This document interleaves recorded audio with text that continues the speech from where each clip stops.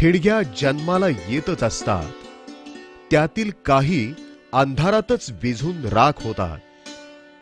एखादीच ठिणगी होते धगधगत्या विचारांचा वणवा, आणि हा विचारांचा वणवा म्हणजे माण खटाव मतदारसंघातील विकास कामांचा झंझावात. माननीय शेखर भाऊ गोरे.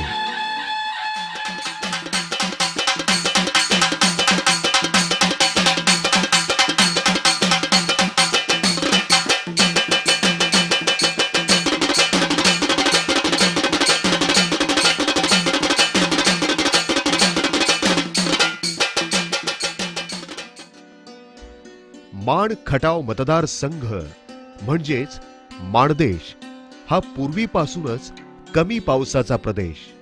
गेली कित्येक वर्ष विविध विकारांनी खितपत पडलाय, पण येथील जनता मात्र मनानं नेहमीच हिरवीगार. एकीकडं औंधची यमाई देवी तर दुसरीकडं म्हसवडचा सिद्धनाथ. या दोन्ही देवतांची कृपादृष्टी या मतदारसंघातील जनतेवर राहिली आहे. पण अशा या माण खटाव मतदारसंघातील या जनतेची अवस्था मात्र अतिशय बिकट झाली आहे.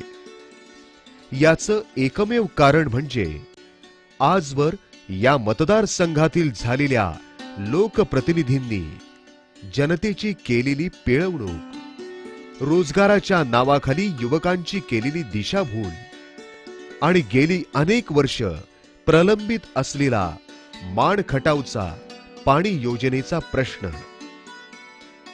पाणी ही एक मूलभूत गरज. पाणी म्हणजे जीवन. पण या सत्तेसाठी आसुसलेल्या भ्रष्ट राजकारणी सत्ताधारी लोकांनी पाण्याचं आणि पाणी योजनेचं केलेलं राजकारण. आजवर माण खटावमध्ये अनेक राजकीय पक्षांचे उमेदवार आमदार झाले, पण प्रत्येकानं मी पाणी आणून देतो, मला मत द्या अशी खोटी आश्वासनं देऊन जनतेची फसवणूक केली. बिचारी गरीब जनता, शेतकरी, व्यावसायिक, बहुजन आणि मोठ्या प्रमाणावर असणारा मेंढपाळ या खोट्या भ्रष्ट राजकारण्यांना फसला. लोकांनी या लोकांना मत दिलं आणि घात झाला. पुन्हा एकदा जनतेच्या पदरी निराशाच पडली. पाणी देतो मला आले होते, पण सगळ्यांनीच बसवलंय. कडतरी मला येथून बोलतोय. ह्या रस्त्याला गेली 20 वर्ष कोणीही त्याच्याकडे पाहिलं नाही, दुर्लक्ष केलं. त्याच्यामुळे आमची फार गैरसोय होती. काही केलं नाही, नुसतं विकासाचं गाजर दाखवलं आणि गोरगरिबांची घरं जाळण्याचं काम ह्या प्रस्थापितांनी केलेलं आहे. 35 वर्ष एकाने सत्ता भोगली. गेल्या 5 वर्षामध्ये जनतेनं कंटाळून बदल घडवून आणला. त्या बदलाकडून परत जनतेची घोर निराशा झाली. इथला सगळ्यात महत्त्वाचा असणारा प्रश्न पाणी, दुष्काळ. ह्या पाणी आणि दुष्काळ प्रश्नावरती इथल्या लोकप्रतिनिधींनी देश स्वातंत्र्य झाल्यापासून गेली 65 वर्ष इथल्या गोरगरीब जनतेची फक्त आणि फक्त फसवणूकच केलेली आहे आणि इथल्या जनतेला अक्षरशः भिके कंगाल केलेला आहे. फक्त आर्थिक सामाजिक नुकसान तर आहेच, पण त्याच्याबरोबर इथल्या जनतेचं मानसिक नुकसान केलेलं आहे. त्याचं कारण म्हणजे ह्या ठिकाणी राहणारा धनगर समाज, लोणारी समाज, वंजारी समाज, गोरगरीब मराठा समाज किंवा सर्व बहुजन समाजातले सगळे जे घटक आहेत त्या घटकांचा मुख्य व्यवसाय शेती, शेतीबरोबर मेंढपाळ हा व्यवसाय आहे. इथला मराठा समाज सुद्धा मेंढपाळाचा व्यवसाय करतो, लोणारी समाज करतो, वंजारी समाज करतो, धनगर समाज करतो. ही लोक ज्या वेळेला 8 ते 9 महिने आपल्या वर्षातले 8 ते 9 महिने ज्या वेळेला बाहेर जगायला जातात त्यावेळेला त्यांच्यावर येणारी संकट, मग ती आर्थिक असतील, सामाजिक असतील, मानसिक असतील, ह्या सगळ्या विवंचनेतून एक कसाही असेना पण शेतीपूरक किंवा शेतीतला मुख्य असणारा व्यवसाय मेंढपाळ व्यवसाय बंद करून ह्या सर्व सामाजिक मानसिक त्रासाला कंटाळून इथला शेळी मेंढीचा व्यवसाय पूर्णपणे बंद झालेला आहे. आणि इथल्या जनतेवरती मुंबई पुण्यासारख्या ठिकाणी जाऊन किंवा बेंगलोर बाहेर ठिकाणी रंगकामासाठी जाऊन मानसिक हतबलतेची वेळ आलेली आहे. आणि कसा काय असेना व्यवसाय केला पाहिजे, व्यवसाय बंद करून कुठंतरी बिगारीचं काम करायचं, कुठंतरी धंदापाणी करायचा, नोकरी करायची, अशा प्रकारचं जे काही संकट आलेलं आहे ह्याला पूर्णपणे जबाबदार हे इथले लोकप्रतिनिधी आहेत, गेली 65 वर्ष राज्य करणारे. अशा या परिस्थितीत माण खटाव मतदारसंघाला माननीय शेखर भाऊ गोरे यांच्या रूपानं तारणहारच भेटला आणि पुन्हा त्यांनी या भ्रष्ट राजकारणी लोकांना धडा शिकवून वटणीवर आणण्यासाठी आणि समाजकारणासाठी राजकारण करण्याचं ठरवलं. व्यवसायानं उद्योजक असलेले माननीय शेखर भाऊ यांनी जेव्हा मतदारसंघातील परिस्थितीचा आढावा घेतला तेव्हा त्यांचं हृदय पिळवटून गेलं. कारण येथील जनता खूपच दुःखी कष्टी जीवन जगत होती. माता भगिनी आणि युवतींना होणारा गुंडांचा त्रास, प्रशासकीय कार्यालयामध्ये होणारा सत्ताधाऱ्यांचा हस्तक्षेप, माहिती आहे का मी कोण आहे, तुम्ही कोण आहे मला माहिती आहे का? मग ही मला सांगा, असं इंजेक्शन घेऊन असतं का हे? कसं आज दुसरे सिस्टर होते इंजेक्शन द्यायला, ते आता जेवायला गेले तेवढे आता प्रत्येकानं जर दुसऱ्याचे नाव सांगितलं तर अवघड आहे ना. सिस्टर ते औषध काय होतं माहिती आहे का? पाणी बाटल्या तिथं नाही हे वेळ आला का? आता तू मला शिकव, पाण्याला दारूच्या बाटल्या आणते तो रे, प्लास्टिकच्या बाटल्या नसते तुझे, प्लास्टिकच्या बाटल्या नसतात, असं पाण्याच्या बाटल्या वापरतो. तू आणतोस का बारमत? डॉक्टर आले नाही कशासाठी? काय भानगड आहे? तुझी बायको जरी चालली तर तुझी बायको अशी सोडणारच का? हा, प्रतिनिधीने आता तुला दुसऱ्या भाषेत सांगितलं. तमाशा रे, फुकटचा पैसे घेतो काय तर? 9 वाजता इथं पेशंट आलाय, मग काम नाही का तुझं? 9 वाजता आला पेशंट, तू 12 वाजता 1 वाजता झोपायला गेलाय, 4 वाजता परत येणार झकमारी काम करतो का इथे? तमाशाला आला सर, काम आहे ना तुझे? मग तोंडाला काळ भाषा पाहिजे, कसलं प्रतिनिधी कसलं येऊ डॉक्टर?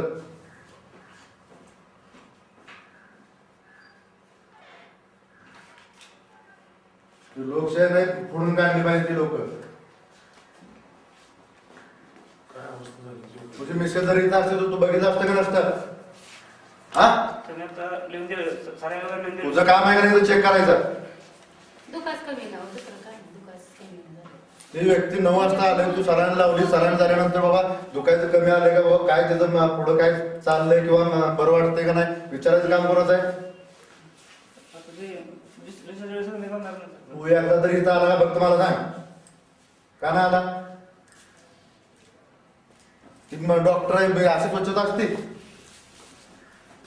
हे काय काय त्याला काय म्हणायचं? वॉर्ड म्हणायचं? काय म्हणतात? काय म्हणायचं?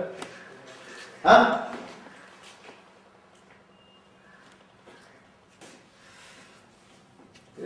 अधिकारी ठेवलं कशाला? मसवडे एवढं सिटी मोठं असणं, असले अधिकारी ठेवले, असले डॉक्टर ठेवले. भ्रष्टाचार आणि या सर्वांना पाठीशी घालणारे येथील प्रस्थापित लोकप्रतिनिधी. दगड आहे म्हणून साहेब आम्ही ते टाकता. कुठं दगड आहे?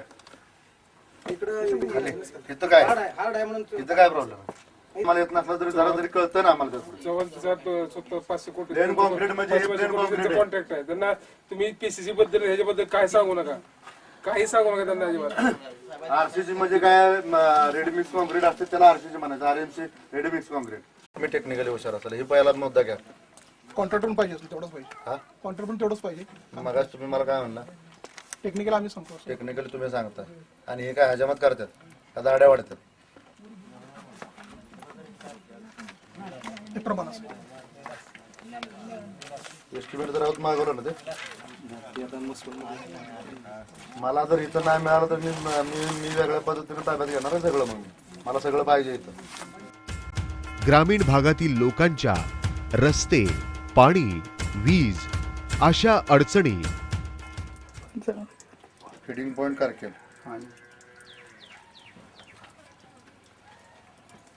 ये तुम पानी पिएगा?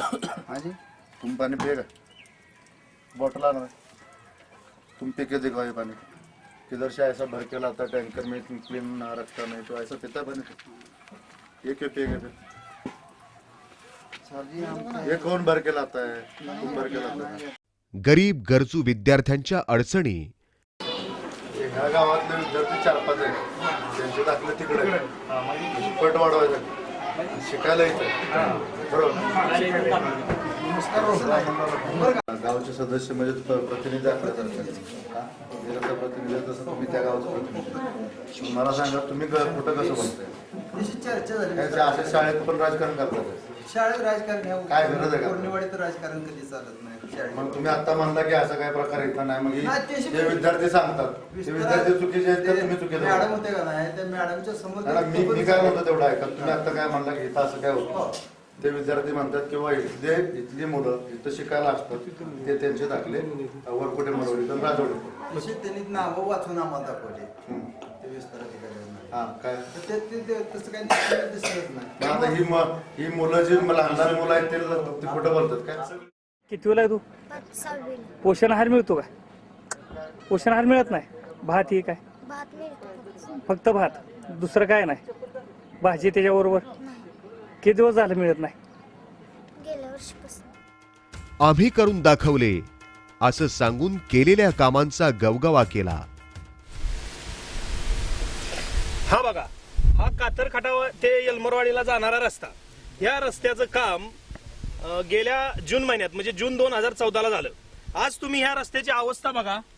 हे बघा, हे असे रस्ते, हे आघाडी सरकारचं काम आहे. याच्यात राष्ट्रवादीचाही काही फंड पडलेला आहे आणि काँग्रेस पक्षाचाही या आमदार फंडाचा काही फंड पडलेला आहे. आणि हे काम जर जून महिन्यात होऊन 6 महिन्यात जर ह्या कामाची तुम्ही या सगळ्या रस्त्याचं तुम्ही शूटिंग घेऊ शकता. हे जर तुम्ही असं जर काम करत असाल तर आम्हाला या रस्त्यानंतर येत्या 6 महिन्यानंतर जाणं मुश्किल होणार आहे. असं होणार आहे कारण 25 वर्षापासून आम्हाला या रस्ता नव्हता. हा रस्ता 6 महिन्यात झाला, त्याच्यावरती फंड पडला. आणि आता जर हा रस्ता लगेच जर खराब होत असेल तर नंतर आम्हाला रस्ता कुठून मिळणार? मग जाण्याचे आमचे सगळे वांदे होणार. आमचे टायर गाड्याचे दिसत आहेत, मणके मोडत आहेत, हे सगळे वांदे झालेत. हे सगळे लोक आहेत, येलमरवाडीचे काय ह्यात लोक आहेत, कातरखाटावची लोक आहेत. तुम्ही या सगळ्यांना विचारू शकता आणि ऑन दी प्रूफ तुम्ही हा सगळ्या रस्त्याचं एक काम बघू शकता. 6 महिन्यात कशी अवस्था झालेली आहे रस्त्याची. ही बघा रस्त्याची कामं आघाडी सरकारची. असली कामं केल्यावर कसं शेतकरी जगणार? आता जवळजवळ स्वातंत्र्य मिळाल्यापासून या कातरखाटा ते येलमरवाडी रस्त्यासाठी प्रत्येक वेळी भांडण चाललेलं आहे.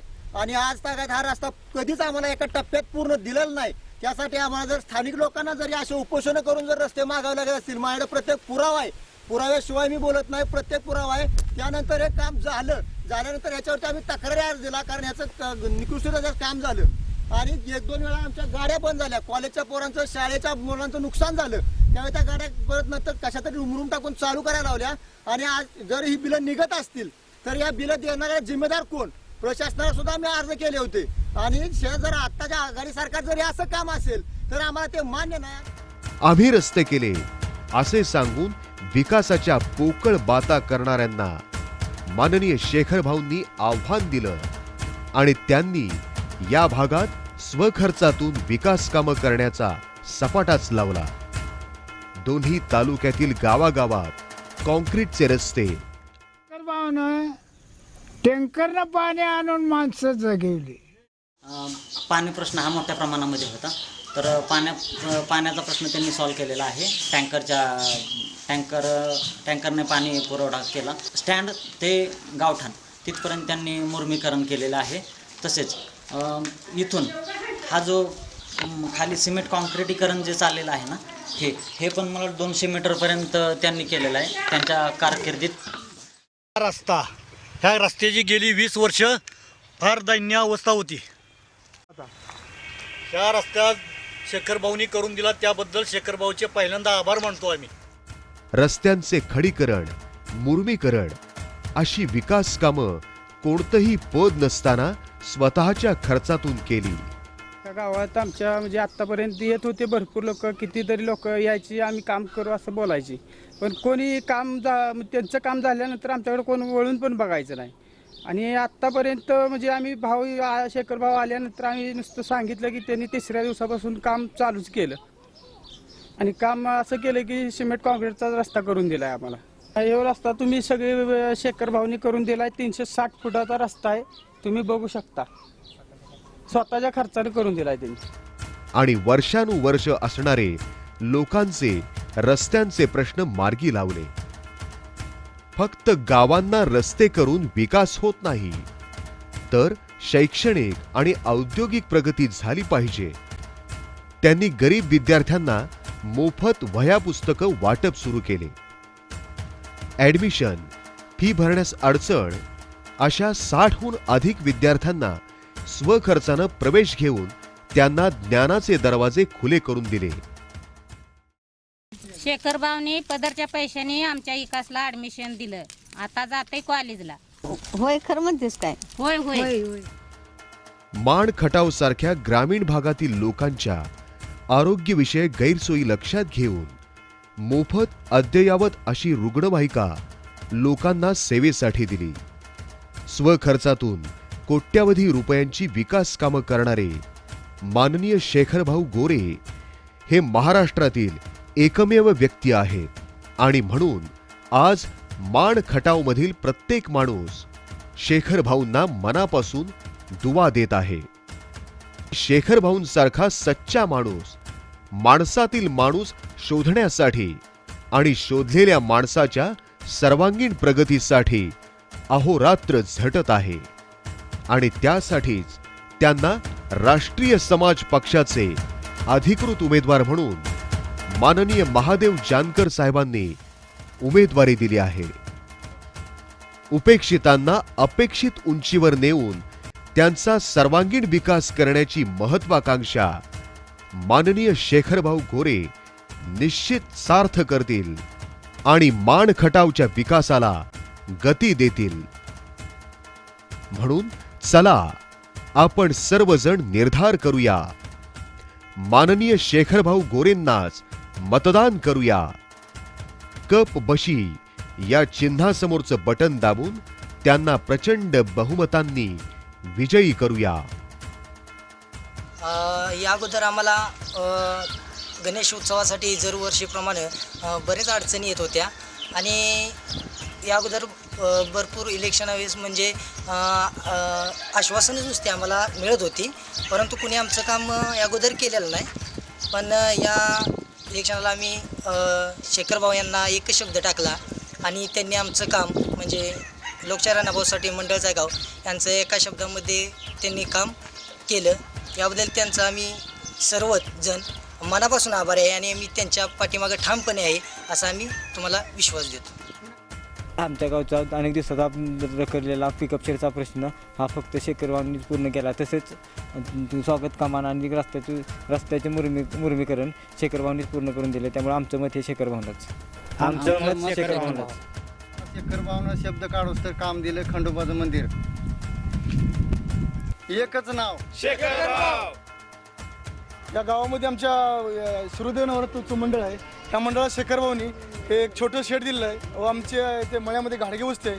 तिथे एक मुरमीकरण जे जाया रस्ता नव्हता बिलकुल, एवढी अडचण यायची, त्या ठिकाणी शेखरभाऊने एक चांगल्या प्रकारे रस्ता करून दिला. तिथे जे वस्ती आहे मळ्यात घाडगे वस्ती, तिथं शेतात आम्हाला जायला त्रास, या ठिकाणी त्रास होता. पाणी भरपूर साठायचं, चिखल भरपूर व्हायचा. त्या ठिकाणी सामान्य चालत जाताना त्रास होता.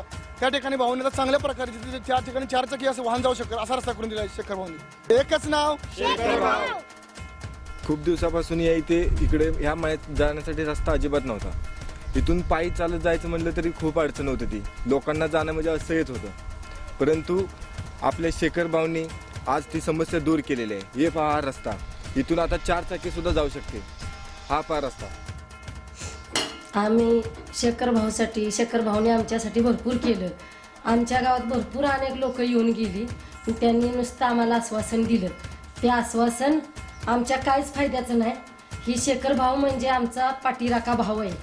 तर त्यांनी आम्हाला काही जरी सांगितलं तरी आम्ही त्यांच्या पाठीमागं उभं राहणार. की आम्हाला स्टँड नव्हतं, ST स्टँड, ते आम्हाला बांधून दिलं.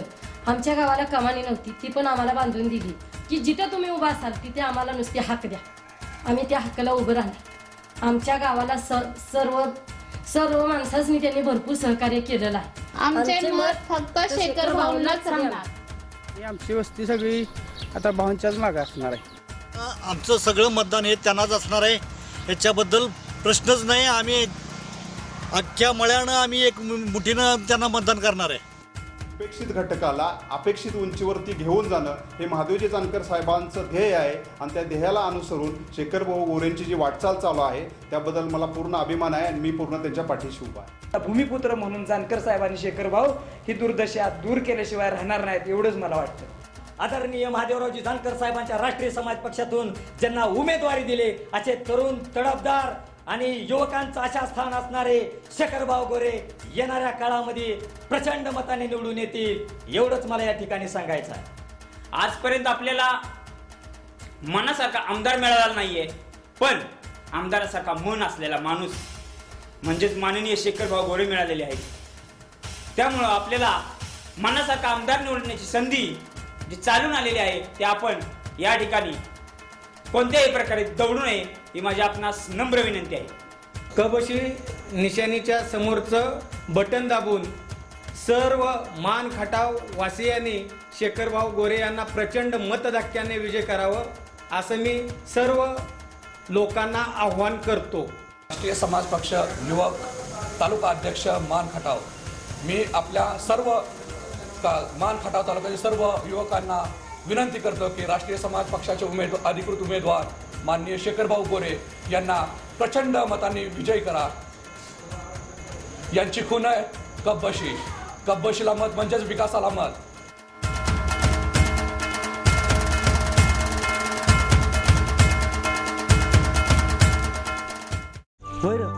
या वर्षी निवडून कोण येणार? त्यात काय आपले शेखर भाऊ येणार, दुसरं कोणाचं काय माहित नाही बाबा, पण आपले शेखर भाऊ येणार. वर जिकडं तिकडं त्यांच्याच नावाची चर्चा आहे. चर्चा तर होणारच. स्वखर्चाने विकासाची कामे करणारा नेता अखंड महाराष्ट्रात शोधून सापडणार नाही, म्हणून आपले मत विकासाला म्हणजेच शेखर भाऊ.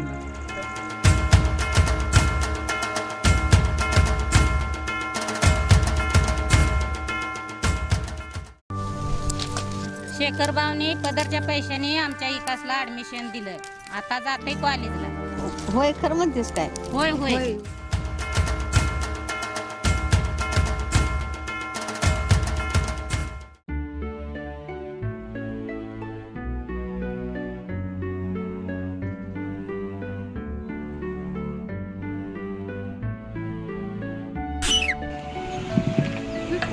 आताच काय खरं नाही.